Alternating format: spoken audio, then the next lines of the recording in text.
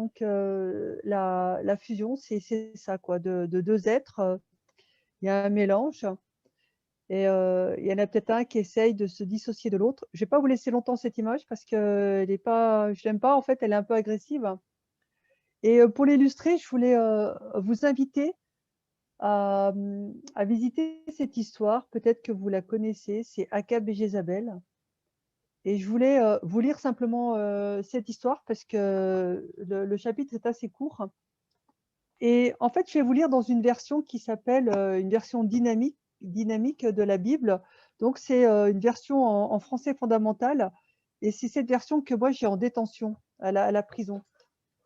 Donc c'est écrit tout au présent, c'est assez, donc intéressant à écouter puis à lire. Alors nous sommes dans 1 Roi au chapitre 21 et je ne sais pas si vous connaissez, c'est l'histoire de Naboth. Voilà, donc sûrement, certaines d'entre vous, connaissent cette histoire. Je vais la lire, donc dans cette version, dynamique. Donc 1 Roi chapitre 21. Après ces événements, voici ce qui arrive à Naboth d'Israël. Cet homme possède une vigne à côté du palais d'Akab, le roi de Samarie. Un jour, Akab dit à Naboth: ta vigne est juste à côté de ma maison. Donne-moi cette vigne pour y cultiver des légumes. En échange, je t'en donnerai une autre bien meilleure, ou si tu préfères, je te payerai ce qu'elle vaut. Naboth répond à Akab: devant le Seigneur, je n'ai pas le droit de te donner la vigne que j'ai reçue de mes ancêtres. Akab rentre chez lui. Il est de mauvaise humeur et triste, parce que Naboth lui a dit: je ne te donnerai pas la vigne que j'ai reçue de mes ancêtres. Il se couche sur son lit, il tourne la tête contre le mur et ne veut rien manger. Sa femme, Jézabel, vient le trouver. Elle lui demande: tu es de mauvaise humeur et tu ne veux rien manger. Pourquoi donc? Akab répond: j'ai parlé à Naboth d'Israël. Je lui ai dit: donne-moi ta vigne pour de l'argent, ou si tu préfères, je te donnerai une autre vigne en échange. Mais il m'a répondu: je ne te donnerai pas ma vigne. Alors Jézabel lui dit: es-tu le roi d'Israël, oui ou non? Lève-toi, mange et retrouve ta bonne humeur. Moi, je vais te donner la vigne de Naboth d'Israël. Jézabel écrit des lettres au nom d'Akab et elle les marque avec le sceau royal. Elle les envoie aux anciens et aux notables de la ville où Naboth habite. Dans ces lettres, elle écrit ceci: réunissez les gens de la ville pour une cérémonie de jeûne. Faites asseoir Naboth au premier rang. En face de lui, placez 2 hommes qui ne valent rien. Ils l'accuseront en disant: tu as maudit Dieu et le roi. Ensuite, vous conduirez Naboth en dehors de la ville et vous le tuerez à coups de pierre. Les anciens et les notables de la ville agissent comme Jézabel l'a demandé dans ses lettres. Ils décident une cérémonie de jeûne et ils placent Naboth au premier rang. Les 2 hommes qui ne valent rien viennent se placer en face de Naboth. Ils l'accusent devant tout le monde en disant: Naboth a maudit Dieu et le roi. Alors les gens conduisent Naboth en dehors de la ville et ils le tuent à coups de pierre. Puis, les notables de la ville envoient dire à Jézabel: Naboth a été tué à coups de pierre. Quand Jézabel apprend la nouvelle, elle dit à Akab: Naboth n'existe plus, il est mort. Tu peux donc aller prendre pour toi la vigne qu'il a refusé de te vendre.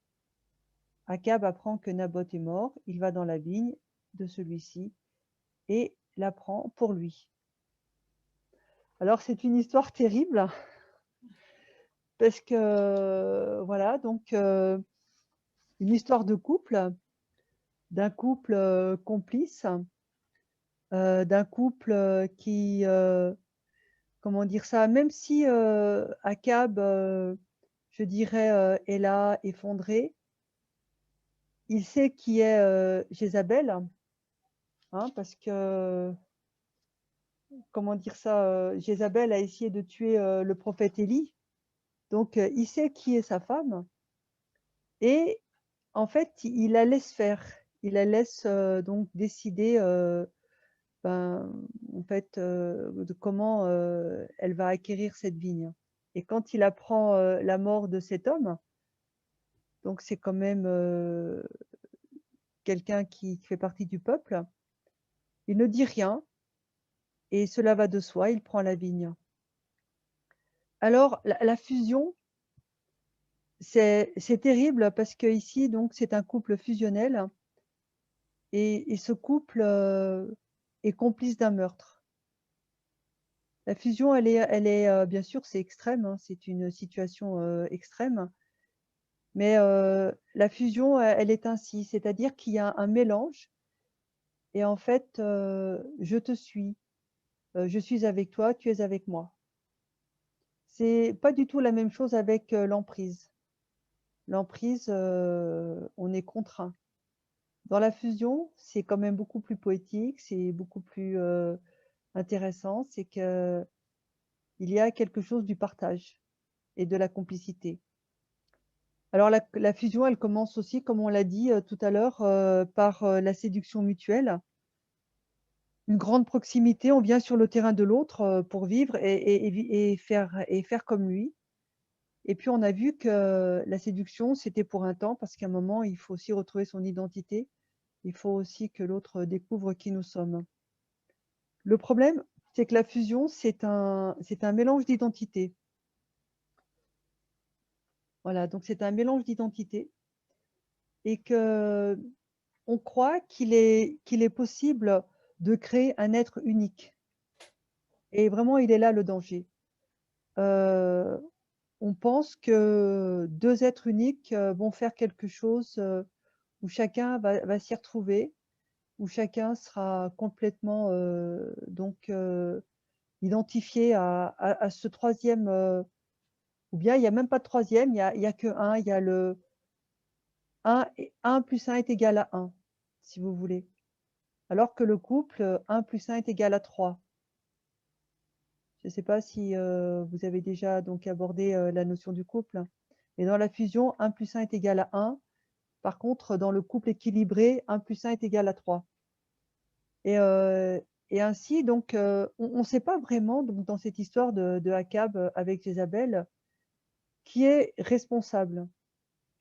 Parce qu'Akab, il boude, il nous fait, le roi qui est un peu dépressif, il nous joue un peu la comédie et en fait, Jézabel qui a l'air d'être une femme qui prend les choses en main, elle ne veut pas le voir dans cet état-là et ben, elle va faire en sorte que, ben, ce roi puisse avoir, son cadeau. Alors qui est vraiment responsable, de ce qui se passe? On a envie de dire les 2. En fait, c'est ça la fusion. On ne sait pas, départager la responsabilité de l'un et de l'autre. Alors que dans l'emprise, on sait très bien qui est le méchant, on va dire ça comme ça, quand les situations sont terribles, qui est toujours le cas dans l'emprise. Mais dans la fusion, on n'a pas du tout ce sentiment. On a l'impression qu'il faut perdre quelque chose, on peut perdre quelque chose, dans cette rencontre à l'autre. Heu, mélange d'identité, donc perte d'identité, parce que quand vous mettez du sucre dans de l'eau, vous perdez le sucre. En fait, il y a il y a il y a il y a et on perd quelque chose des caractéristiques de chacun et c'est pour ça que c'est un dysfonctionnement, parce qu'il y a quelque chose qui disparaît et même à l'extérieur, on ne reconnaît pas qui de qui. C'est pour cela que par rapport à Akab et à Jézabel, qui est le méchant? Qui est le gentil? On ne sait pas. Tous les 2 dans cette affaire, ont leurs responsabilités. Ce qu'on sait, c'est qu'Akab, lui, c'est un roi qui appartient au royaume d'Israël, au royaume du Nord et que lui, il devrait avoir, en tout cas, la possibilité de dire: «Non, je ne tue pas», parce que c'est un meurtre et après, bien sûr, le prophète va venir et Akab, va en subir les conséquences. Jézabel aussi, bien sûr, parce que le couple est puni, tous les 2 sont punis. Voilà, donc il y a une perte d'identité. Akab, en épousant Jézabel et en étant dans la fusion, On ne sait pas s'il adore Baal ou Dieu, c'est pas très clair. Et quand, Jézabel, elle veut faire tuer, t les prophètes, par exemple, Élie, voilà, on ne sait pas si Akab il est d'accord ou pas. C'est vraiment une perte d'identité, on sait pas où en est Akab. Cependant, Dieu est toujours le même et il va quand même, prendre les choses en main. Mais voilà, donc ce sont 2 personnes qui se mélangent. On ne sait pas si Dieu est toujours là au milieu de cette histoire, mais en tout cas, le dieu étranger y est, Baal. Et on est dans la non-distance à l'autre. C'est ça qui est intéressant par rapport au dysfonctionnement de la relation. On est, ben, voilà, il y a quelque chose qui est imbriqué et on n'arrive pas à voir quelle est la responsabilité de l'un ou de l'autre. Alors, le couple fusionnel, c'est pas un couple idéal. C'est un couple où l'un disparaît. Et bien sûr, quand on est petite fille, bien peut-être encore, je sais pas, ou petit garçon, on a l'impression qu'on va faire un seul avec son conjoint. On va croire que ce qu'il pense, ben, je le pense ou ce que je pense, il le pense. On va aimer les mêmes choses, on va faire tout ensemble, on va vivre, tout, tout ensemble. On va presque mourir, de solitude quand l'autre part. Enfin voilà, il y a quelque chose, de la perte de distance, à l'autre, donc vraiment quelque chose qu'on veut, faire fusionner dans cette vie avec l'autre. Ce qui est intéressant, c'est que c'est le nous qui est important dans la fusion et le je est devenu nous et ce qu'on rencontre malheureusement, c'est qu'il y en a toujours un plus fort que l'autre dans la fusion. Peut-être avez-vous vu des couples fusionnels, il y en a un qui est beaucoup plus perdu que l'autre et souvent le je, eh ben, quand je dis «nous», c'est «je» parce que c'est moi qui suis plus fort. Il y en a un qui se perd dans l'autre. Regardez autour de vous, vous verrez tout de suite quand vous avez, des couples fusionnels, il y en a un qui commande plus que l'autre et quand il dit «nous», c'est «je» en fait. C'est comme ça que je vois la chose et ce qui est très intéressant, c'est que cette relation, elle est amoureuse, elle est dans le don et en fait, on est tellement, content de faire plaisir à l'autre. On est, dans l'amour, où en fait, ben, on est dans le no limite, hein, on donne tout, on se déverse en l'autre, mais en fait, il nous embarque, sur un chemin qui nous perd parce qu'il n'est pas le nôtre et le couple, pour revenir au «nous», et ben, quand, je dis, le couple, en fait, c'est moi le couple. Vous voyez ce que je veux dire? C'est qu'il y en a vraiment un qui voilà, qui est mélangé. Il y en a vraiment un qui est perdu et alors, le couple fusionnel exclut, les autres. Par exemple, bien sûr, il y a le couple amoureux, mais il y a la mère et l'enfant et on peut exclure, un père, on peut exclure, aussi un frère, une sœur. Il y a le mari, et la femme, on peut exclure les enfants parce qu'il y a des couples fusionnels et même lorsque les enfants sont là, le couple se choisit et en fait, le nous exclut les autres. Et puis il y a des amitiés aussi, qui sont, fusionnelles et là, en tant que parent, on a très peur parce que, on se dit: «Ouh là là, mais mon enfant n'a plus d'identité, mon enfant se laisse avaler». On sait très bien que c'est de l'amour, on sait très bien que c'est quelque chose de positif pour la personne, mais nous, de l'extérieur, on sent très bien le danger parce qu'il y a vraiment exclusion et le couple se nourrit que de lui-même et comme je vous l'ai dit, il y en a un qui est perdu, donc dans l'autre et la petite animation que je vous propose, c'est celle-ci donc voilà et en fait, ça fait ça. Donc on est vraiment dans une fusion de la relation. Je voulais vous mettre une citation que je mets sur Instagram parce que bon, j'ai un compte Instagram et à chaque fois sur ce compte, je mets, mes lectures, hein, donc mes lectures ne sont pas que chrétiennes et au contraire, je mets pratiquement rien sur Dieu pour, pouvoir toucher, le maximum de personnes et je voulais vous lire cette définition de l'amour qui, je trouve, est très, très intéressante et à chaque fois donc dans les citations que je poste, j'ai le livre qui est à côté. Donc le livre, c'est Les manipulateurs et l'amour. Voilà, donc et je trouvais cette définition de l'amour très, très belle, alors je vais vous la lire. Chacun a sa définition de l'amour, mais la plupart des gens sont d'accord sur un point.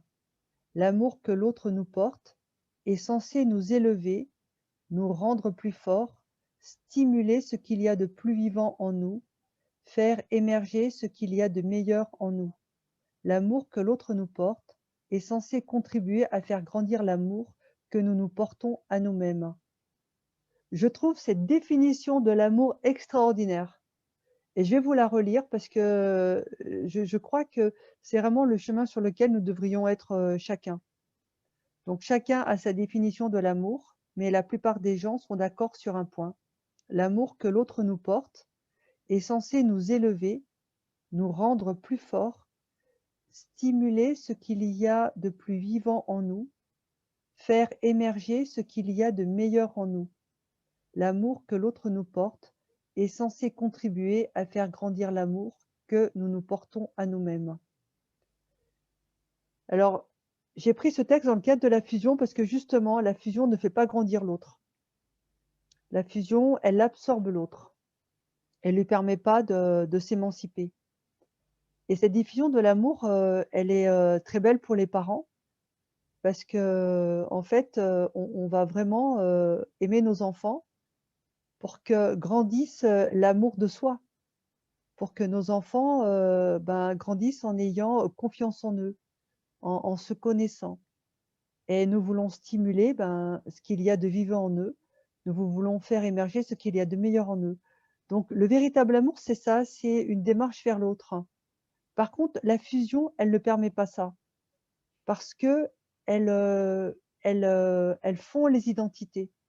Et comme je vous ai dit, il y en a un qui est plus fort que l'autre. Et en fait, celui qui est plus fort, lui, il va de l'avant. Bien sûr, il va, je ne sais pas si on va dire qu'il va s'épanouir, mais en tout cas, il va faire ce qu'il veut. Mais celui qui est fondu en l'autre, eh ben, lui, il va s'oublier parce qu'il est dans le plaisir. Il est dans aimer l'autre, mais aimer l'autre à tout lui donner, à tout supporter, mais avec bienveillance. Et c'est ça qui est un petit peu difficile à entendre, c'est que même dans cette bienveillance, on se perd, même si on est content d'être avec l'autre, parce qu'on ne prend pas soin de soi. Alors justement, dans cette fusion, le besoin, donc on a vu que dans la convoitise, c'est le besoin, c'est d'être appelé par son nom. Dans l'emprise, le besoin, c'est d'être aimé. Par contre, dans la fusion, le besoin, c'est d'être unique. Pourquoi? Parce que l'amour est accomplissement de soi avec l'autre. C'est avec l'autre et non pas en l'autre. L'amour ne doit pas nous écarter de nous-mêmes. On doit rester dans cette identité qui nous est propre.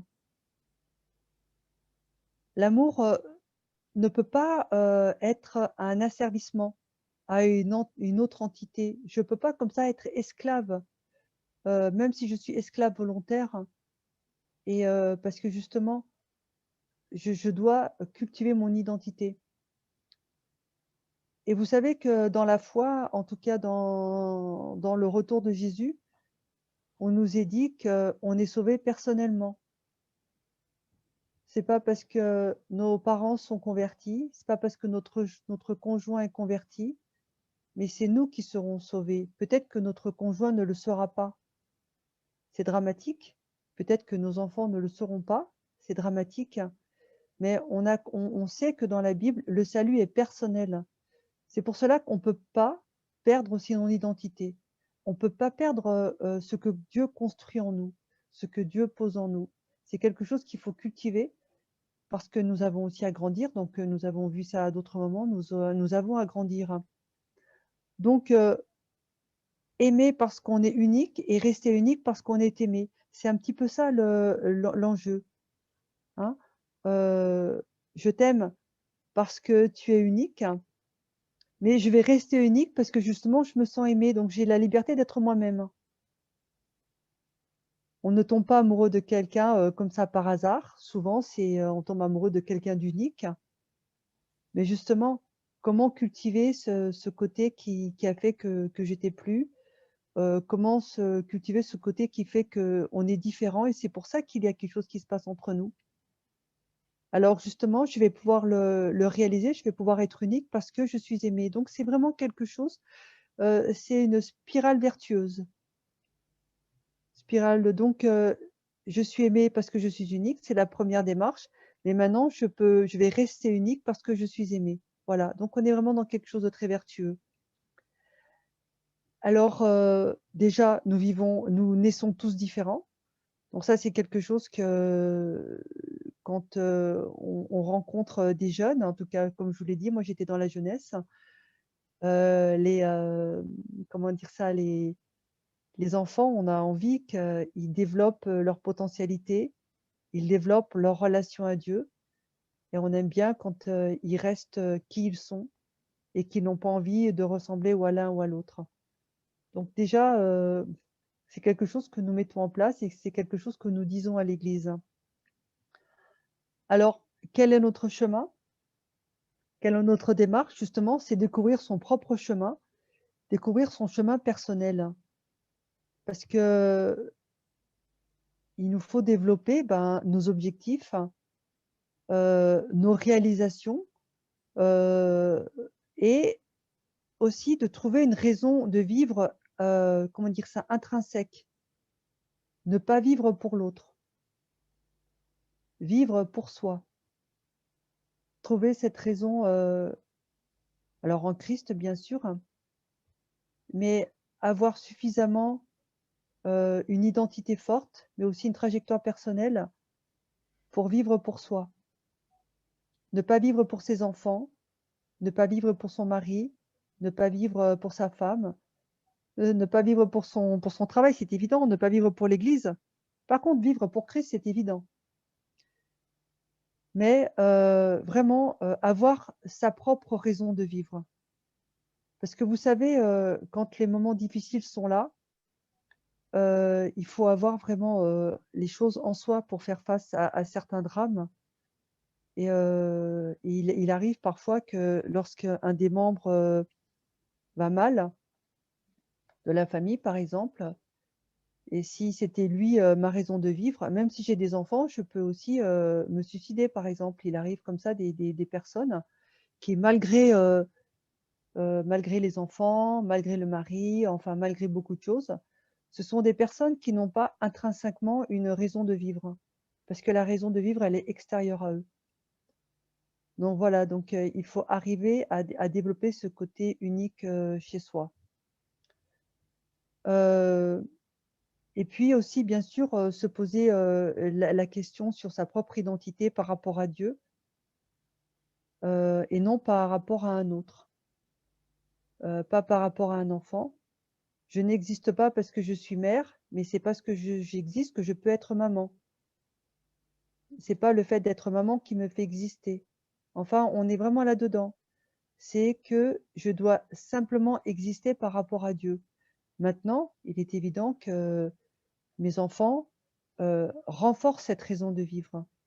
Mes enfants, me permettent parfois de supporter certaines choses, certaines épreuves. En fait, ma question d'identité, elle se pose que par rapport à Dieu. Pour supporter les souffrances, pour supporter les abandons, pour supporter les échecs, pour supporter, bon, tout ce que chacun et chacune de nous, avons à supporter dans cette vie et y faire face.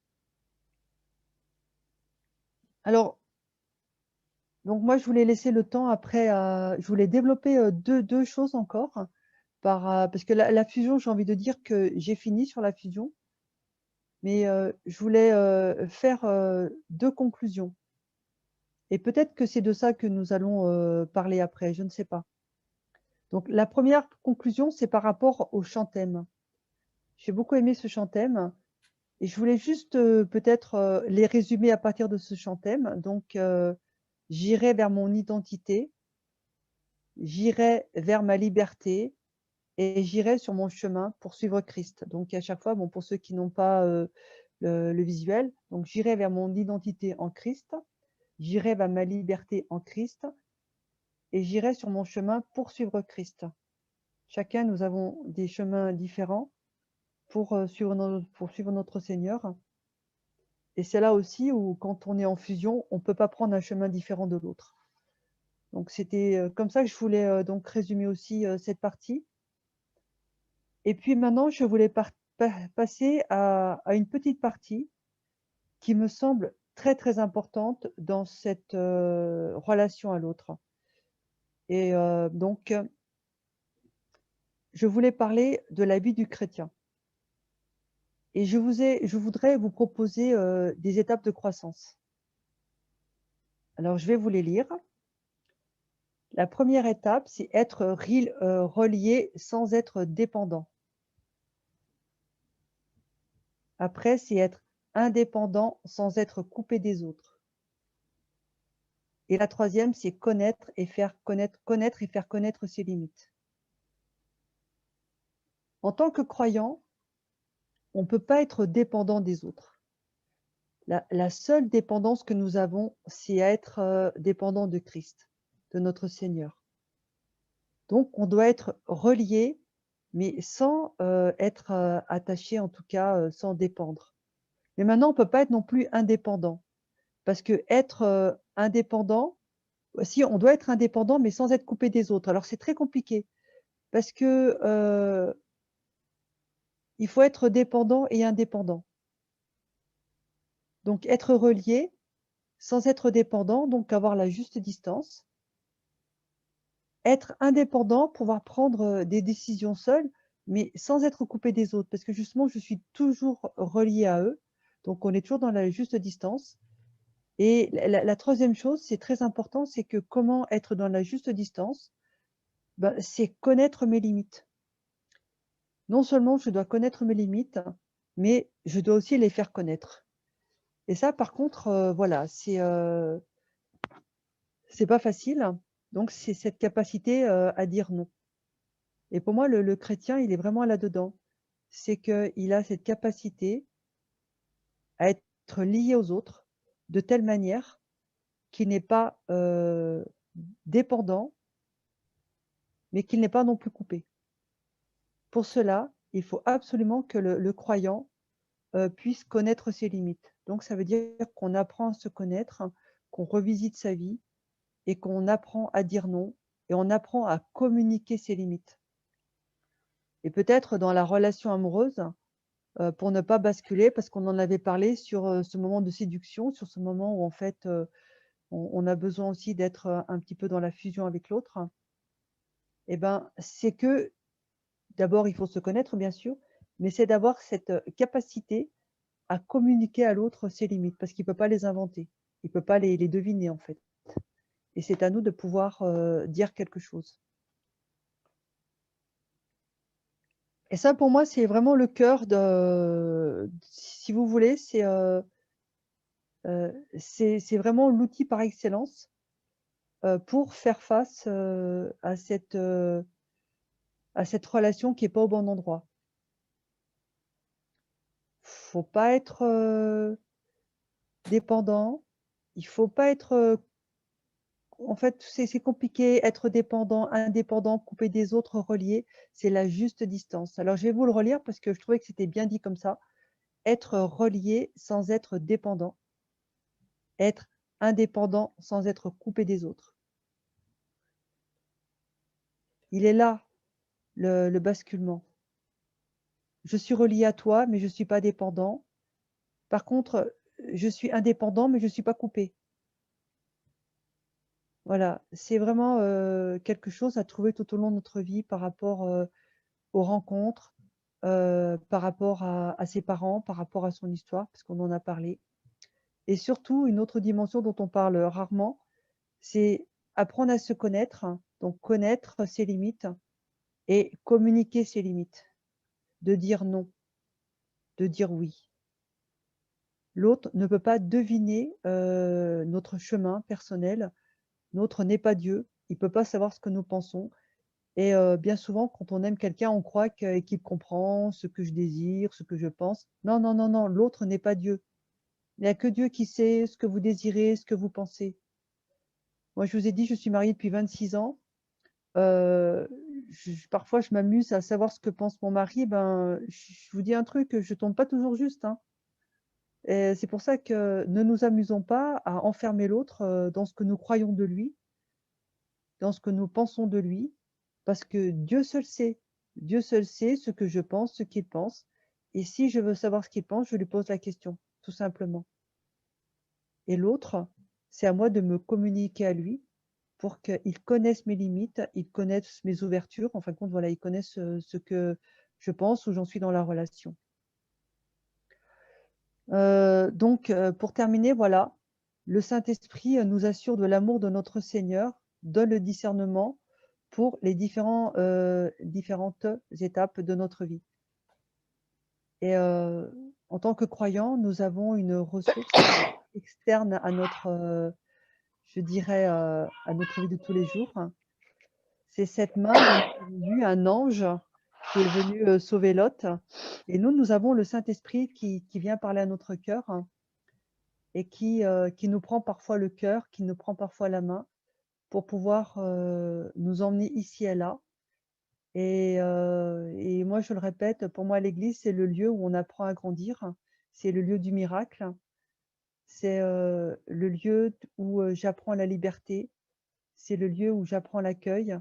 Mais c'est le lieu aussi où j'apprends à donner, à m'exprimer, à faire connaître mes besoins, à partager mes idées, à partager ma foi. Et tout cela fait que c'est un espace bienveillant où je peux apprendre à grandir, où je peux apprendre à m'épanouir et à savoir qui je suis en tant que créature de notre Seigneur. Voilà, et puis juste pour, parce qu'après je vous laisserai la parole, juste pour terminer, voilà, moi je voulais vous dire un peu ce que j'ai fait. Donc, je vous ai tout à l'heure donné sur mon compte Instagram, quoi, je vous ai donné une citation. Donc, les livres, je lis énormément de livres, j'en lis à peu près, bon, plusieurs peut-être comme vous par mois, pour un peu, comment dire ça, pour comment dire, guider ma pratique, pour avoir beaucoup d'ouverture, du moins c'est ce que j'essaye. J'ai écrit aussi un livre, Grandir, et c'est ce que je vous ai expliqué vendredi soir. Ce livre a été écrit à la suite des rencontres de début de sabbat ici à la maison, avec des tout petits chapitres sur beaucoup de petites choses. Après, j'ai une chaîne YouTube, Marie-Pierre Péchou, où je fais des podcasts et je commente les citations que j'ai mises. Et puis là, j'en suis à ma saison 2 où je fais sur le couple des podcasts assez courts. Et ben justement, je vais reparler dans le couple de l'emprise et de la fusion. Et j'ai un site sur lequel vous pouvez aller qui s'appelle quelquesoi.com. Et là, vous pouvez aussi prendre contact avec moi à travers donc ce site parce que vous avez mon mail. Et puis, nous pouvons communiquer comme ça. Et puis, ce matin, j'ai donné mon téléphone. Donc, voilà, c'est avec plaisir que je peux aller plus loin hein, si vous avez, voilà, si vous voulez développer certains sujets que nous avons vus. Et voilà, je voudrais rester quand même sur être relié sans être dépendant, être indépendant sans être coupé des autres, connaître et faire connaître ses limites pour être dans la juste distance à l'autre, pour vraiment avoir les meilleurs outils pour être un chrétien épanoui qui sait ses limites et qui sait les communiquer et qui sait accueillir. Voilà.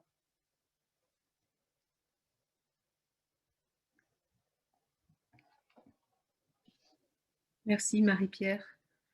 C'est le moment des questions, donc n'hésitez pas à poser toutes vos questions à Marie-Pierre. Oui, Marie-Pierre, j'aurais une question.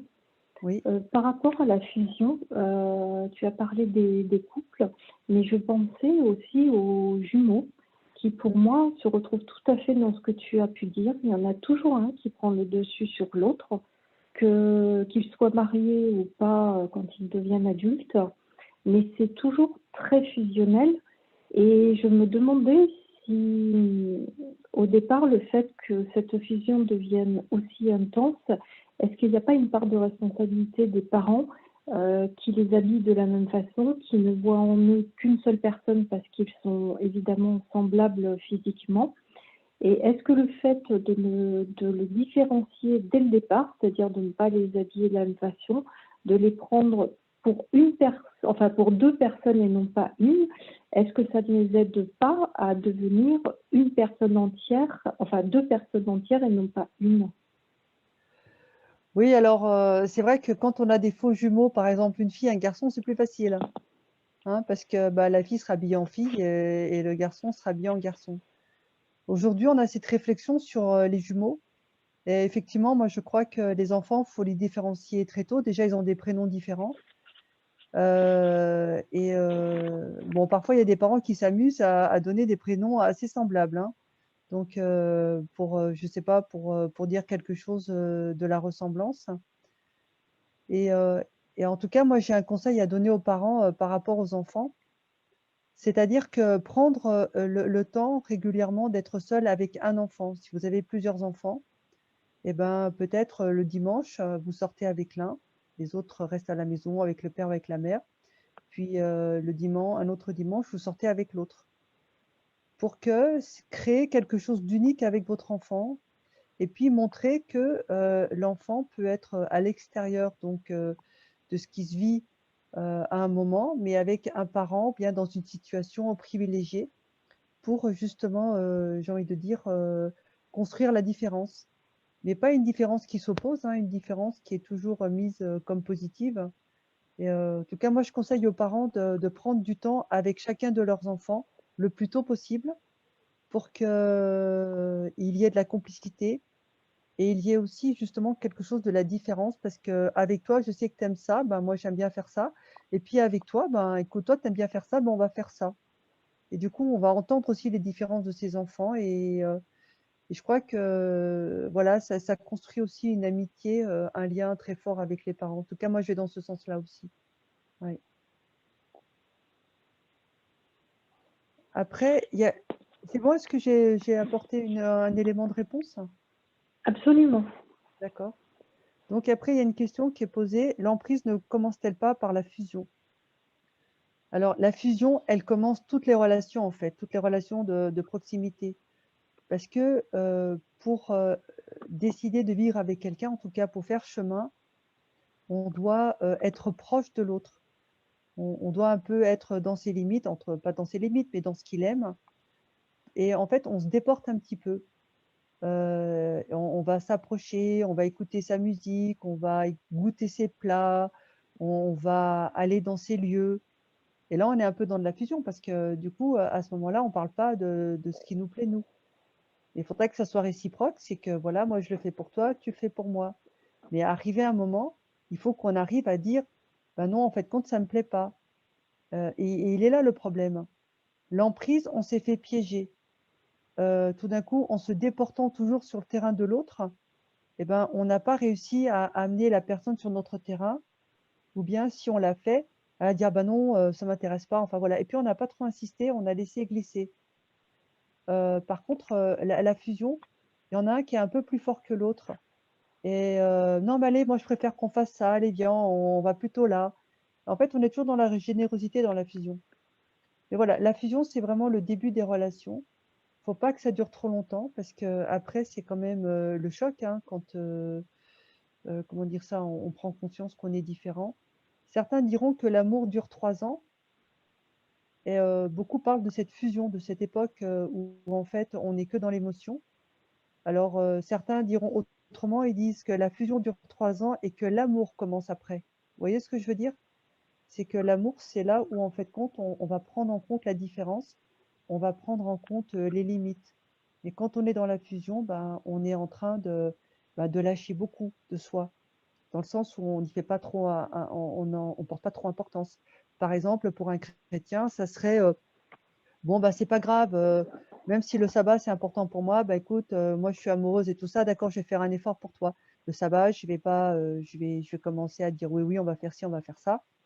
Et puis un jour, quand, je voudrais dire: «Écoute, moi, j'ai besoin d'aller au sabbat», l'autre peut me dire: «Bah, écoute, jusqu'à présent, j'ai pas compris que c'était important pour toi, je trouve qu'il y a beaucoup d'incohérences dans ta vie». En fin de compte, on nous remet en question et en fait, et c'est là où on voit qu'on bascule, parce que l'autre n'a pas compris qu'au départ, on faisait ça pour lui.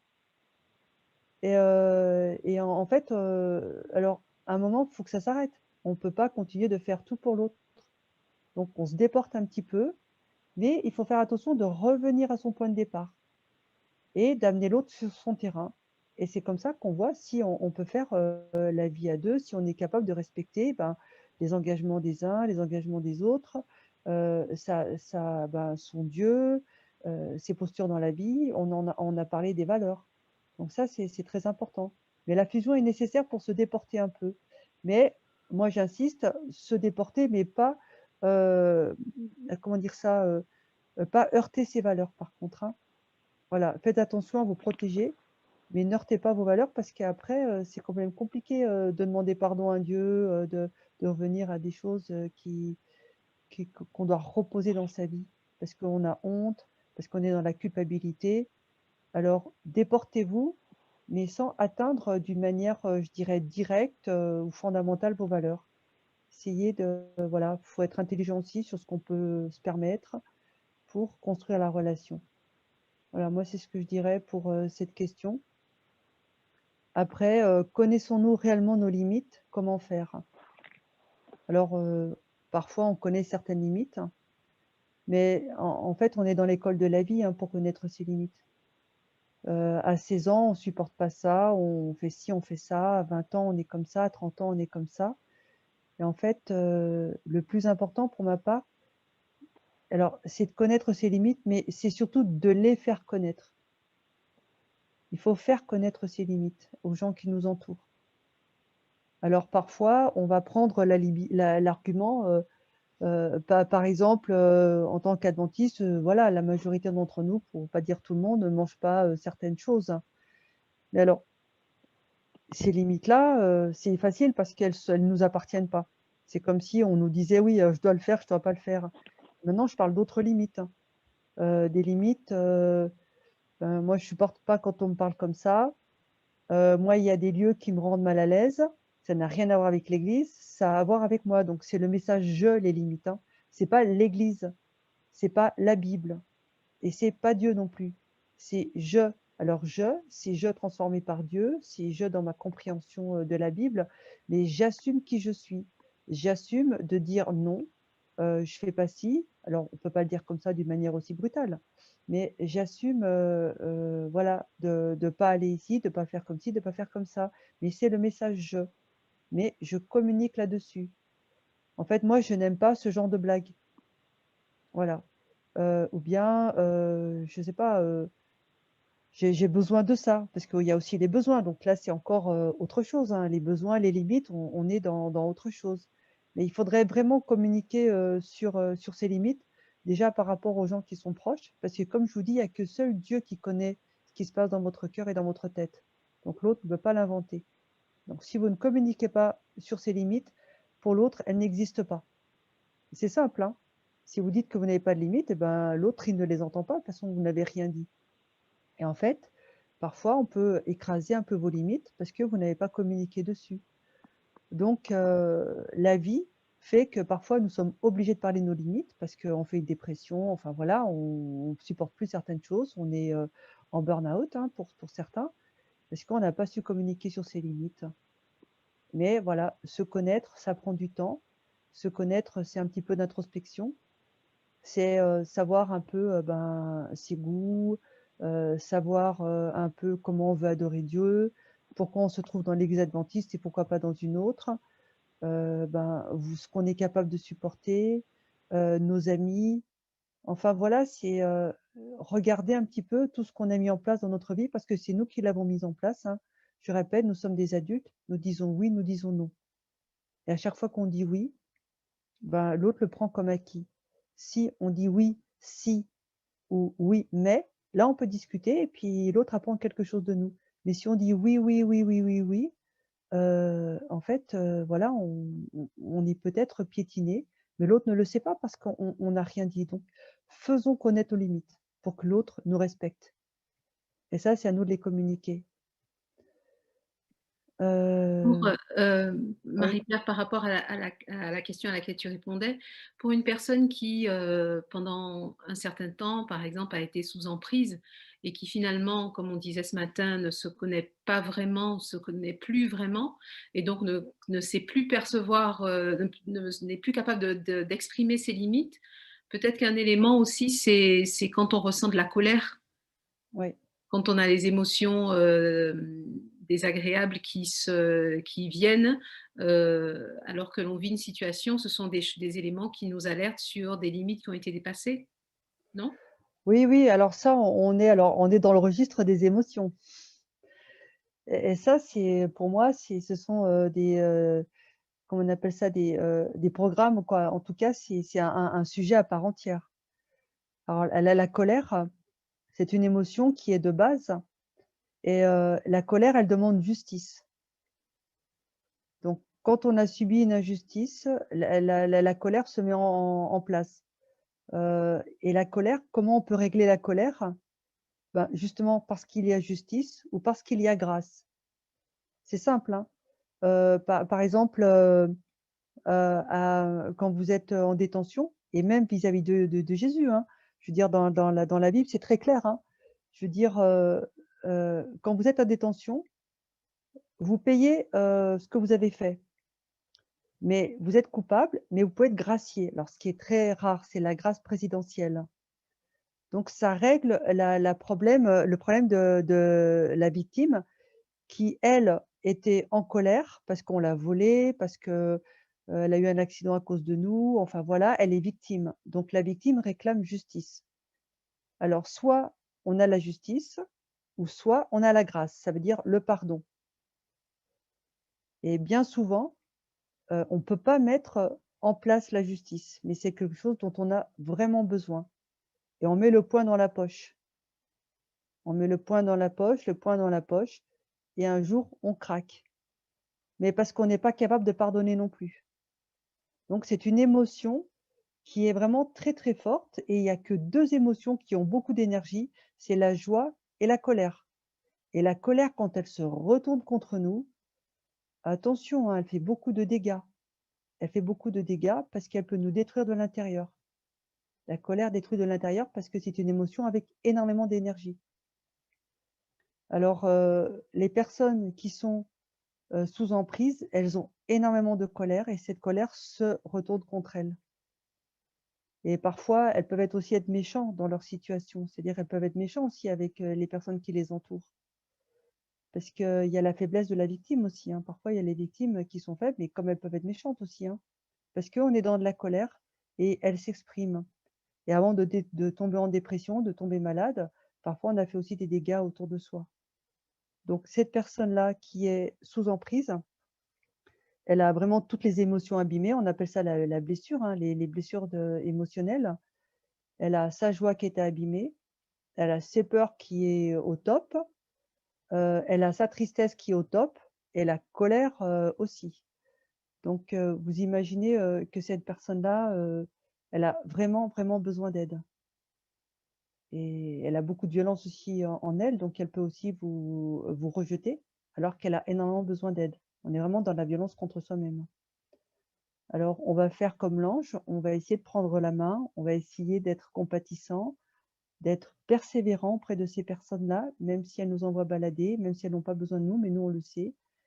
Et là, il faudra être inspiré par l'esprit, pour, pouvoir être toujours dans la bienveillance auprès de ces personnes-là parce qu'elles sont incapables. Cette colère-là les aveugle, cette colère-là les rend aussi indignes et enfin, c'est très, très difficile, de sortir de cette emprise. Mais grâce à Dieu, je veux dire, Dieu envoie des anges sur le chemin de chacun. Donc il est possible je dirais, d'avoir comme ça un ange, comme Lot a eu un ange, dans sa vie. Ça peut être, on ne sait pas quelles sont les personnes que Dieu peut employer. Un prof d'école, un membre d'église, un voisin, on ne sait pas. Mais c'est très compliqué, oui. Alors je ne sais pas si c'est ce que tu voulais dire, Christine? Alors, tu as été même plus loin que ce que je voulais dire, donc c'est très Mmh. bien. Moi, en fait, ce que je voulais donner comme message, c'est que quand on ressent de la colère dans une situation, c'est que notre limite a été atteinte. Donc, Mmh. si on ne sait pas exprimer quelles sont nos limites, au moins cette colère que l'on ressent va nous informer et c'est à nous d'être à l'écoute et de se rendre compte, ben, en fait, ça c'est un élément qui, ça peut être la colère, mais ça peut être le sentiment une tristesse profonde parce qu'on a dépassé, comment dire, une morale que l'on s'était fixée inconsciemment. Et donc, voilà, juste pour aider à discerner nos limites. Voilà, c'était ce que je voulais dire. Mmh. Après, il y a une question, donc l'autoritarisme exercé par, les parents n'empêche-t-il pas la connaissance des limites? C'est sûr que quand on a des parents autoritaires, c'est eux qui fixent les limites, donc on ne connaît pas les nôtres. Donc les limites, elles sont extérieures à nous et ça va être difficile de s'émanciper parce qu'on va peut-être, se blesser, mais ça vaut la peine quand même, de partir à l'aventure et de s'émanciper, un petit peu fragile.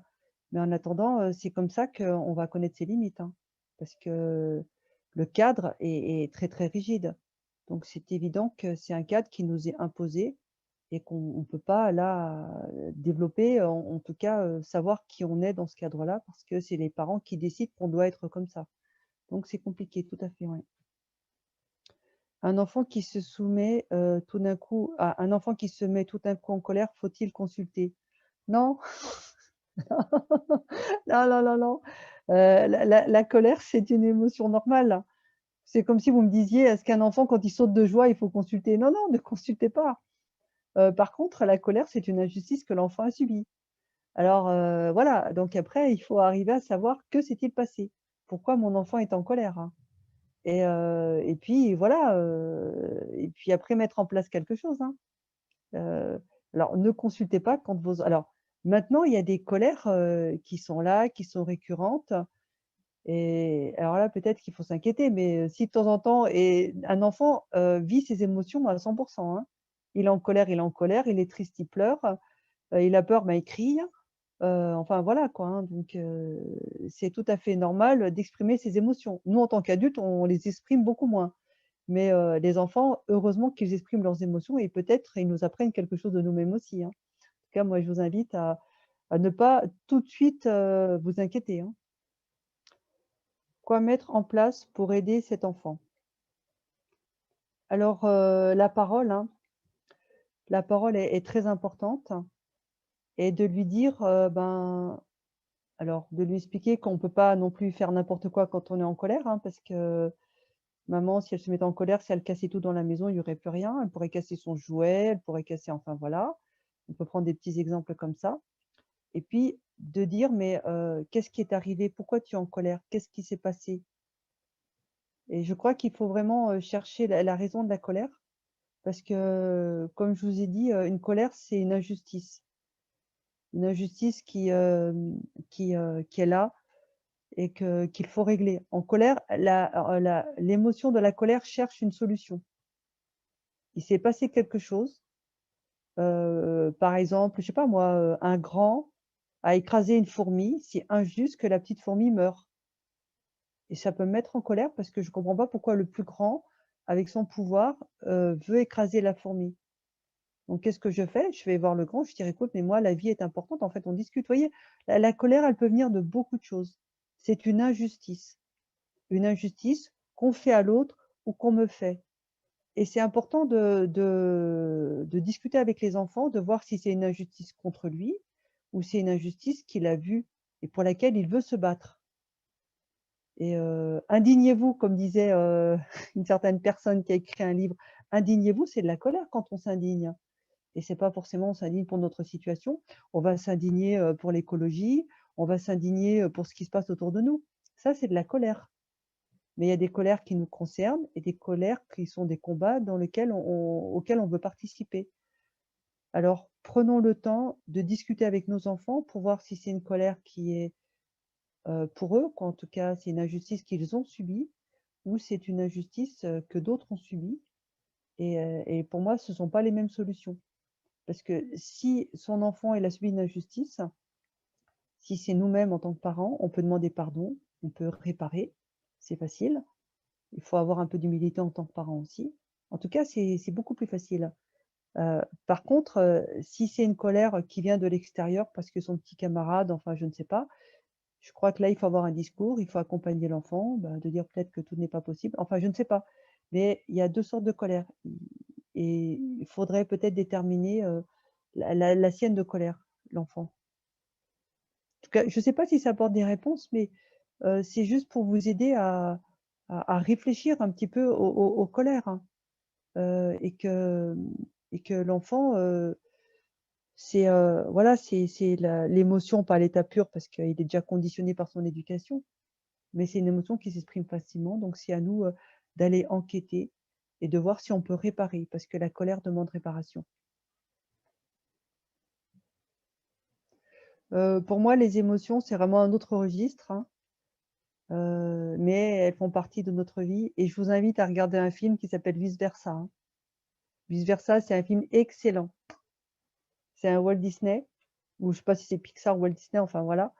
Et vice versa, il parle de ces émotions qui sont là et qui sont à notre naissance. Donc Dieu nous a créés avec des émotions, hein. Donc c'est un beau cadeau, ces émotions. Elles sont toutes positives. Et avec vice versa, on sait à quoi sert la tristesse d'une manière particulière. Très intéressant. Vice versa, un dessin animé qu'on peut regarder avec ses enfants. Mmh. Alors, si l'enfant tente de taper la mère, serait-ce qu'elle en serait l'objet? Alors, déjà, c'est pas normal que l'enfant tape sa mère. S'il y a quelqu'un qu'il ne doit jamais taper, c'est bien sa maman. Autant le petit copain, il le frappe, voilà, il y a des problèmes, mais la personne qui prend le plus soin de nous, c'est la maman. Donc c'est la personne qu'on doit le plus respecter. Donc s'il y a quelqu'un qu'il ne faut jamais frapper, c'est sa mère. Donc déjà, on interdit à son enfant de nous frapper. Il peut peut-être battre des pieds ou quoi que ce soit, mais on interdit formellement à son enfant de nous frapper. Par contre, un enfant a le droit d'être, en colère contre sa mère. C'est normal, parce que sa mère aussi, elle a grondé, sa mère lui a dit: «Stop», sa mère, l'a frustré. La frustration entraîne de la colère. Donc c'est aussi une éducation, la frustration. Mais maintenant, on doit discuter avec son enfant et on doit lui expliquer aussi, un cadre. Donc on avait parlé tout à l'heure d'un cadre rigide, mais on doit mettre un cadre dans lequel l'enfant doit apprendre la frustration et donc la gestion de la colère. Parce que la colère, elle est positive. Mais maintenant, on ne peut pas faire n'importe quoi avec de la colère. Donc frustration, colère, vont presque ensemble, mais c'est une éducation parce qu'on ne peut pas tout faire et surtout pas à ses parents et à sa maman.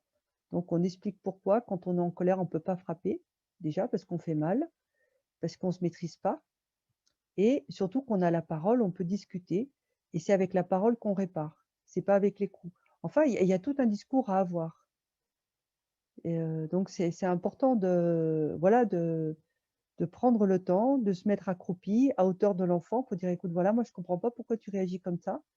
Donc c'est comme tout à l'heure, je vous le disais, c'est de rechercher, qu'est-ce qui s'est passé? Quelle est l'injustice qui a été causée?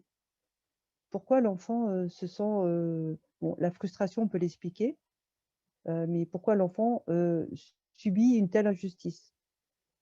Donc voilà, ça s'accompagne avec des mots, ça s'accompagne de la bienveillance. On n'est pas toujours, des parents au top 24 heures sur 24, mais en fait, il faudrait essayer de l'être, hein.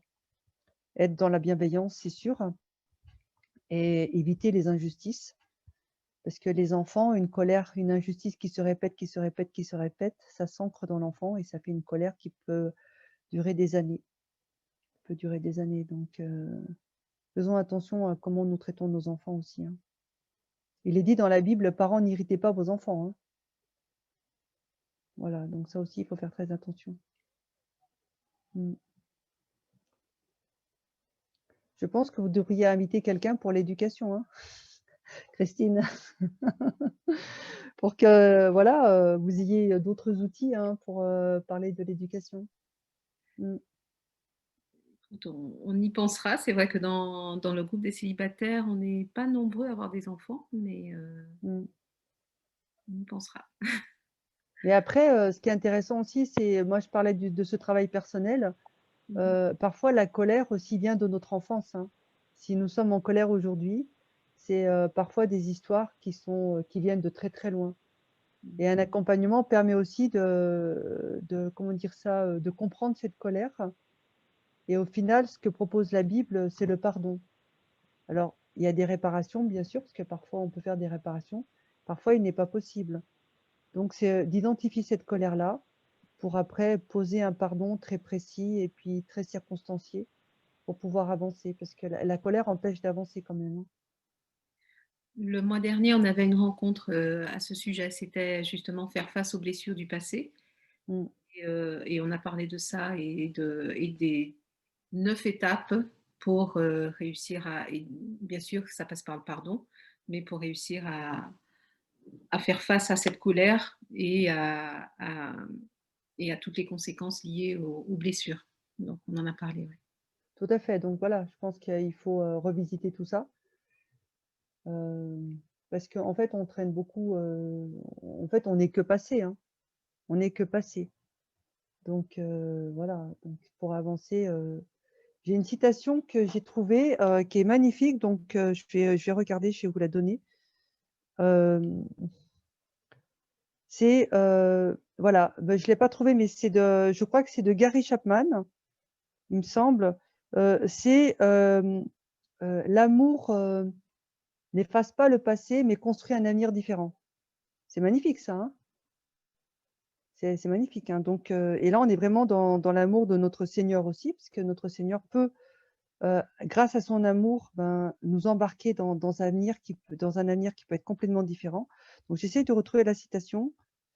Hem, voilà, attendez voir, je vais voir si c'est oui, Les langages de l'amour, Gary Chapman, page 117 en tout cas. L'amour n'efface pas le passé, mais il construit un avenir différent. Voilà, on est vraiment là-dedans. Donc c'est pour ça que c'est bien de régler son passé. Mais c'est pas parce que je suis aimée que tout d'un coup mon passé va s'effacer. Non, non, non. Maintenant je suis aimée, c'est comment j'avance dans cet avenir avec tout ce que je suis.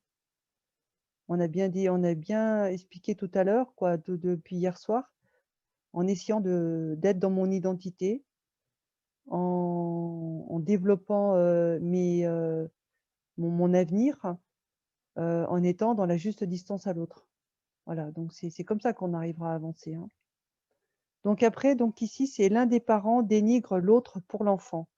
Alors ça, c'est un problème de parents, hein. Ça veut dire qu'on est aussi dans un dysfonctionnement de la relation. Ça veut dire que les parents, en fait, compte, ça va pas entre eux, hein.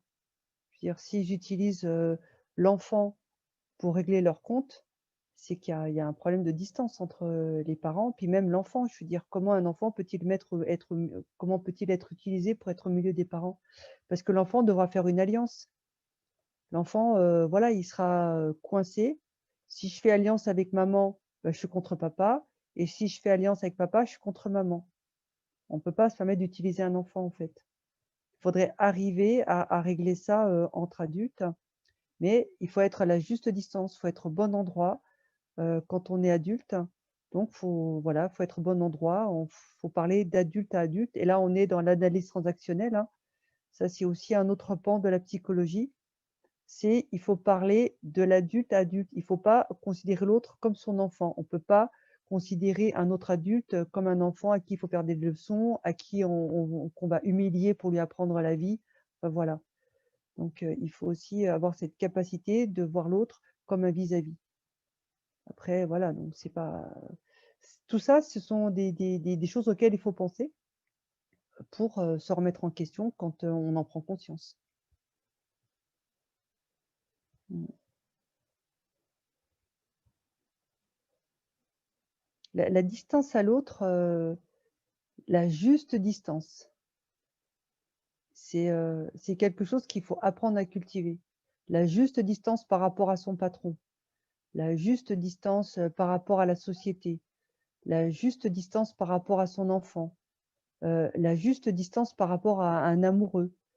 Voilà, la juste distance, c'est quelque chose à calculer suivant les situations, être au bon endroit dans la relation à l'autre. Voilà, moi je vous invite à dire voilà, est-ce que je suis dans la juste distance? On a vu que dans le couple, en tout cas, et puis dans l'histoire aussi, je veux dire, si notre passé nous envahit, c'est qu'on n'est pas dans la bonne distance par rapport à notre passé. Vous voyez, on est vraiment là-dedans. Donc c'est ce qu'on a vu par rapport à l'emprise. Alors, impossible de parler à l'autre. Bon, voilà, on est toujours dans ce problème, impossible de parler à l'autre. Ah ben alors là, faut prendre un médiateur, hein. Ça dépend ce qu'on a à dire à l'autre. Suivant ce qu'on a à lui dire, ben, si c'est important, si c'est à propos des enfants, je ne sais pas, donc il faut prendre un médiateur. Alors je ne sais pas qui est cet autre, hein, mais la médiation existe, hein, et ça s'appelle, pour les couples, ça s'appelle l'accompagnement des couples, hein, on va essayer. Après, il y a des médiateurs, dans les familles parce qu'il est impossible de parler à quelqu'un de sa famille. Enfin voilà, donc c'est la médiation, hein, quand on doit parler à l'autre, mais on peut plus lui parler, donc ça s'appelle de la médiation.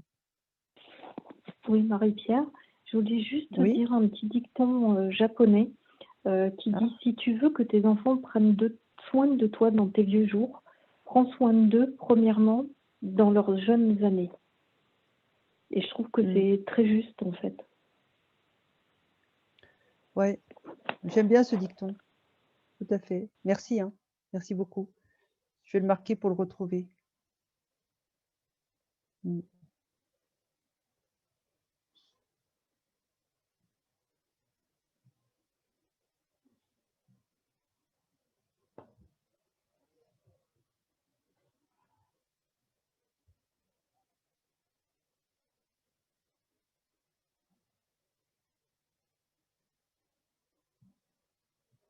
Comme c'est une association, donc si je me souviens bien, de quand même de personnes célibataires, c'est ça, hein? Heu, Oui, c'est ça. hein? Oui, Il y a peut-être la recherche, de quelqu'un. Il y a peut-être, le besoin de rencontrer, donc l'autre, hein, un partenaire pour la vie ou des amitiés. Et moi, si j'ai un conseil, à vous donner, c'est pas de rapidement faire connaître vos limites parce que vous allez faire fuir la personne, hein, on est d'accord. C'est que, j'en ai déjà parlé vendredi soir, mais c'est que vous n'êtes jamais en dehors de vos valeurs. Pour qu'on ne se trompe pas sur vous et que vous disiez une vérité de vous-même. Pour que la relation, s'il y a relation, elle soit sur des bases saines. Vous n'êtes pas là à mettre en avant vos valeurs, mais vous vivez simplement vos valeurs d'une manière très, très naturelle. Comme quelqu'un qui dit: «Je fume pas, je bois pas» ou bien, «Moi j'aime pas la montagne» ou je sais pas. Des choses très naturelles. Voilà, plaçons nos valeurs, vivons-les et l'autre sait s'il supporte ou s'il supporte pas, si c'est bien, si c'est pas bien, enfin voilà. Mais que ça soit quelque chose de naturel. Ne nous efforçons pas de passer au-dessus de nos valeurs, parce que le prix est très, très cher après, hein. On a parlé de la colère, la tristesse, la culpabilité, parfois la honte. Donc tout ça, c'est très, très cher, hein, dans une vie personnelle. Alors je lis, ce qu'on m'écrit. Donc pour ma part, j'ai eu recours à la médiation sans succès car mon époux me l'a reproché et me le reproche continuellement, utilise mes enfants en ayant des propos malveillants envers moi selon ses humeurs. Donc, heu, en fait, il est là le problème, c'est que l'autre peut se sentir humilié. Donc la médiation, c'est quand les autres quand on est 3 en médiation. Ça veut dire que tout le monde est d'accord. Tout le monde est dans la même volonté de vouloir, faire l'effort. Donc moi, ce que je comprends dans ce que vous écrivez, c'est que la personne, elle s'est sentie humiliée, en fait, par rapport à cette démarche. Alors maintenant, ce qu'il faut faire, c'est que quand la personne, elle est, incapable, de demander de l'aide, parce que je comprends que c'est un peu ça, et ben, faut prendre soin de vous. Il faut absolument prendre soin de vous pour qu'au final, vous puissiez assumer, j'ai envie de dire, ce que vous ferez. Soit vous restez et puis vous savez pourquoi vous restez, avec tous les enjeux, vous les avez pesés, vous les avez compris, ou soit vous partez. Parce que vous ne pouvez pas comme ça vous faire humilier constamment et qu'on utilise vos enfants contre vous. Mais maintenant, avec un accompagnement, c'est vous permettre de retrouver une posture. Retrouver, alors moi je parle d'un aménagement intérieur. Vous vous réaménagez intérieurement pour pouvoir peser ce qui se passe dans votre vie et de voir ben, comment de l'intérieur, si c'est possible, de changer les choses. C'est-à-dire et ben, avoir maintenant, savoir comment ne plus supporter quand l'autre utilise les enfants, en fait, avoir des outils pour ça, ou bien dire: «Ce n'est pas possible, moi dans ces conditions-là, je m'épanouis pas, les enfants sont en danger parce qu'en fait compte, ces enfants qui sont manipulés, ils vont aimer ni leur père ni leur mère au final et on va faire des enfants complètement déstabilisés et on va peser tout ça». Mais ça se fait quand on a pesé pour soi les conséquences de ces éventuels choix. Parce que c'est toujours vous qui allez supporter vos choix. Vous pouvez demander conseil à n'importe qui, la personne vous dira: «Mais pars, mais reste». En attendant, c'est vous qui partez, c'est vous qui restez. Si vous partez, il y a ça comme conséquence dramatique. Si vous restez, il y a ça comme conséquence dramatique. Donc, il faut que quelqu'un vous aide à peser un peu votre histoire. Où est-ce qu'elle peut vous emmener? Pour voir si, ben, vous êtes prête à attendre, je sais pas, si vous êtes prête à mettre des choses en place. J'ai aucune idée. Mais donc c'est à vous d'être soutenu par quelqu'un, si la personne ne veut pas. Et prenez soin de vous. Prenez soin de vous et dites à l'autre personne: «Voilà, moi j'ai besoin de» ben, en fait, comme toi tu veux pas faire une médiation parce que tu penses que, ben, que tu es parfait, je dirais pas ça comme ça, parce que c'est la provocation. Ben, moi j'ai besoin de prendre soin de moi parce que j'ai l'impression que ce qu'on vit, ça me détruit. Ça en tout cas, ça me fait du mal. Peut-être détruire, c'est un peu fort, ça me fait du mal et j'ai besoin de l'aide pour savoir comment gérer cette situation. Voilà, moi c'est, le conseil que je vous donnerais. L'humiliation provoque de la colère, hein, n'oubliez pas. On revient sur les émotions. Mmh. Donc je ne sais pas ce qu'il faut faire, mettre en place pour que cette colère retombe. Mais à mon avis, elle vient pas que de là, cette colère, hein. Elle vient de beaucoup plus loin. Voilà, voilà, donc il veut pas de manipulation. Donc voilà, si c'est un manipulateur, en tout cas c'est ce qui est écrit, heu, alors, donc ça veut dire qu'il faut apprendre à ne plus vous laisser manipuler.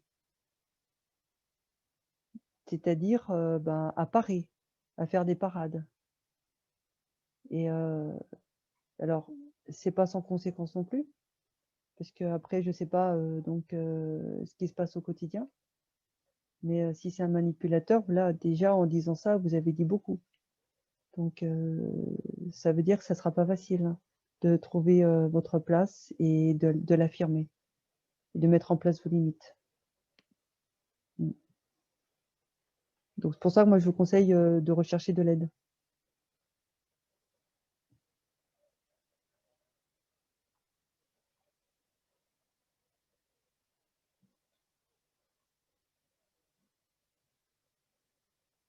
Après il y a quelque chose qu'on fait pas trop dans nos églises, mais vous pourriez demander de l'aide au pasteur, hein. Si la personne elle est croyante, si elle est adventiste, et ben, c'est, de de basculer sur un chemin spirituel. Alors là, vous mettez de côté complètement la psychologie, tout ça, vous n'en parlez plus, mais vous êtes, sur un chemin de vie ou je ne sais pas comment le pasteur va appeler ça. Ah oui, d'accord, le pasteur est déjà venu, donc voilà. Bon, ben, je pense que peut-être que tout a été fait et que maintenant, il faut prendre soin de vous. Je sais pas, hein. Mmh.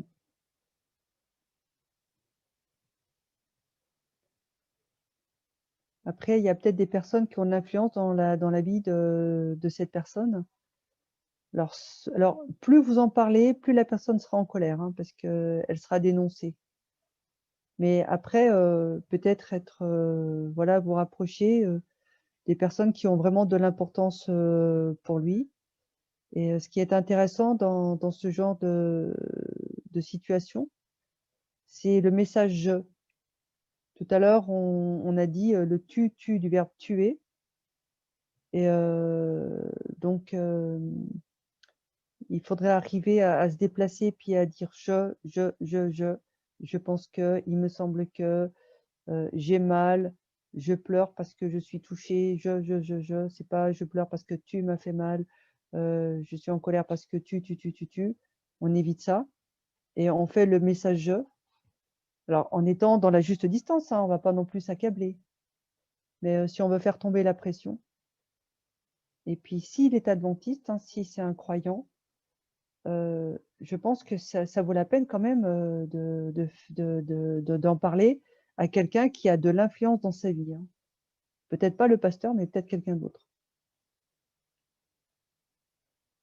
Parce qu'on est d'accord qu'on veut pas le divorce, parce que souvent, on est là, c'est compliqué, hein. En tout cas, moi, je prône pas le divorce, mais, je prône vraiment la médiation. Faut faire tout ce qui est possible de faire parce que c'est une âme à sauver, c'est une âme à accompagner. Mais après maintenant, on n'est pas là non plus pour souffrir toute sa vie, hein. Ça, c'est Dieu nous a pas mis là non plus, pour qu'on se sacrifie.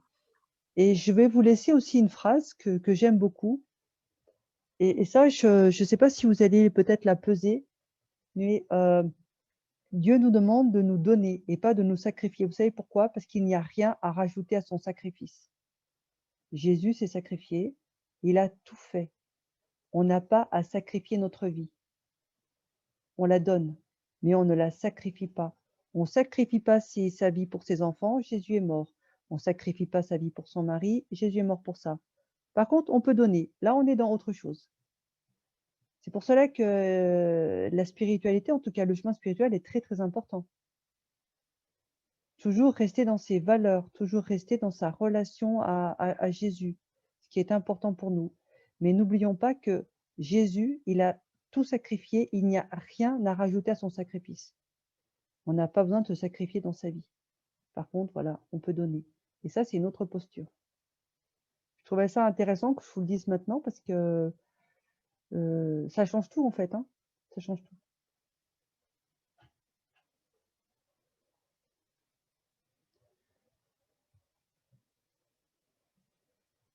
Voilà, donc moi, je vous invite à prendre soin de vous, arrêtez de vous sacrifier, arrêtez de vous sacrifier, parce que Jésus l'a fait, Jésus s'est sacrifié pour votre mari, et Jésus ne nous demande pas de nous sacrifier pour notre conjoint, parce que lui, il le fait, et il l'a fait. Maintenant, c'est comment je prends soin de moi. Et en prenant soin de moi, c'est bénir aussi votre couple, parce que vous aurez une autre posture intérieure. Et peut-être que les choses vont changer parce que vous pourrez poser quelques non, quelques oui, moi je ne sais pas, mais vous pourrez sûrement en tout cas bénir vos enfants, ça c'est clair. Vous n'avez plus de questions? Ben, s'il n'y en a plus, nous allons aller vers la suite. Alors soit j'ai trop dit, soit j'ai pas assez dit, c'est ça? Ah voilà, qu'est-ce qui s'est passé? Peut-être que voilà, c'est suffisant. Bah, moi je suis contente si vous avez eu assez d'informations en tout cas, juste pour terminer, Christine, ce que je dirais, c'est que, heu, j'invite, à être dans un chemin spirituel, vraiment, à vraiment mettre, Dieu au milieu de tout cela. Parce que si nous ne voyons pas le bout du tunnel, Christ est la lumière, hein. Donc c'est lui qui nous éclairera quand, il y a pas de lumière quand on n'est pas à l'extérieur du tunnel, quand on est à l'intérieur. Donc pour les situations difficiles, voilà, donc demandez à Jésus en tout cas de vous donner du discernement pour aller ici ou là, pour, vos situations tellement difficiles et moi j'ai l'impression qu'autour de vous, il y a des personnes compétentes, hein. Je trouve, beaucoup de sagesse dans ce que dit Christine, puis d'autres sûrement autour de nous. Donc voilà, il y a des personnes qui vous aiment, n'oubliez pas ça, hein, dans l'église, c'est une belle famille aussi. Donc allez vers les personnes, qui sont sûres, les personnes qui savent garder un secret et puis faites le chemin aussi spirituel, hein. Voilà. C'est ce que je voulais rajouter, Christine.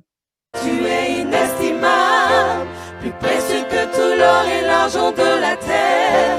Si tu vas abandonner, Dieu n'abandonne jamais. Il est près de toi pour te relever. Si le monde te faisait